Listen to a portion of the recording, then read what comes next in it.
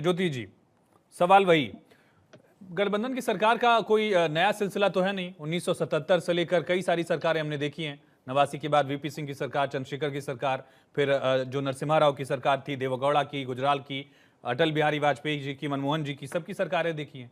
ये 10 साल का हाँ जो पूर्ण बहुमत का सरकार का सिलसिला था, ये तो 3 दशक, साढ़े 3 दशक बाद आया।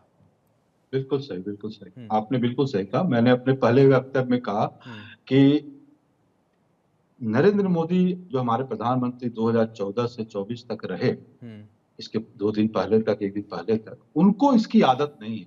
उनको पूरे मेजॉरिटी में शासन चलाने की आदत है। वो कभी भी बातों को शेयर करके नहीं किए। अब उनको शेयर करना पड़ेगा। मैं उन बातों का उल्लेख किया। आपने अपने एंकरिंग में और जो साथी बात कर रहे थे कि इसके पहले और किसी को नहीं आया, तो मैं व्यूअर्स के नॉलेज के लिए थोड़ा बता देना चाहता हूं कि 51, 52, 364 सीटें आई थी कांग्रेस को, और 57 में जो है 371 आई थी। नहीं, वो तो और सबको बताया, ठीक है।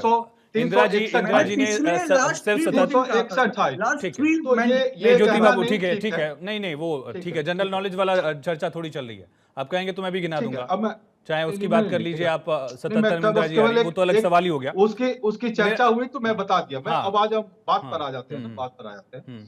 अब जिस तरह से भारतीय जनता पार्टी को अगर अगर 2019 में 303 आई है, उसके पहले 284 या कुछ आई थी, और इस बार अगर कम आई है, तो इसके पीछे जो छुपे हुए जो बात है, उसको नजरअंदाज भी नहीं किया जा सकता है कि किन बातों के लिए इनके 303 से इतने कम आ गए। तो उन बातों को नहीं नकारा जा सकता है कि प्रधानमंत्री को लोगों ने नकार दिया है।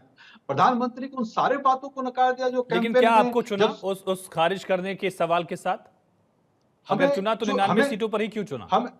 हमें तो 50-55 से ऊपर लाकर 9900 तक लाया हमें, तो हमें तो कोई नुकसान नहीं हुआ। लेकिन हमारी बातों को तो सुनकर हमें बढ़ाया, लेकिन इनकी बातों को सुनकर तो इनको घटा दिया।